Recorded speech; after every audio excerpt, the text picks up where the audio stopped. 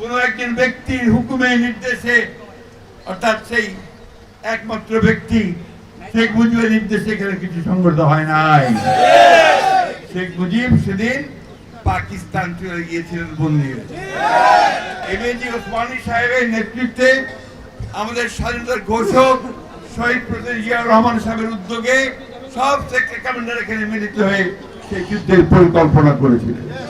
এখান থেকেই তারা সেক্টর ভাগ করে তারা হানাদার বাহিনীর পিছনে পাক হানাদার বাহিনীর বিরুদ্ধে সশস্ত্র যুদ্ধে লিপ্ত হয়েছিল।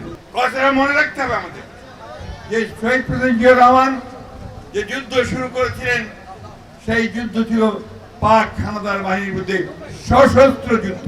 তার ওই এক কথা 26শে মার্চ রাত্রে তিনি যে ঘোষণা করেছিলেন I, Major Zia, declare independence of Bangladesh and I revolt, তাতে করে সমগ্র সেনাবাহিনীর সদস্য যারা বাংলাদেশি ছিলেন এবং অন্যান্য সংগঠনগুলো তারা একত্রিত হয়ে যুদ্ধে ঝাঁপিয়ে পড়ে এবং মুক্তিকামী সাধারণ মানুষ, যুবক, তরুণ তারা যুদ্ধে ঝাঁপিয়ে পড়ে। এটাই আমাদের প্রকৃত ইতিহাস। কোনো একজন ব্যক্তির হুকুমে নির্দেশে অর্থাৎ সেই একমাত্র ব্যক্তি শেখ মুজিবের নির্দেশে এখানে কিছু সংঘটিত হয় নাই। শেখ মুজিব সেদিন পাকিস্তান চলে গিয়েছিলেন বন্দী হয়ে।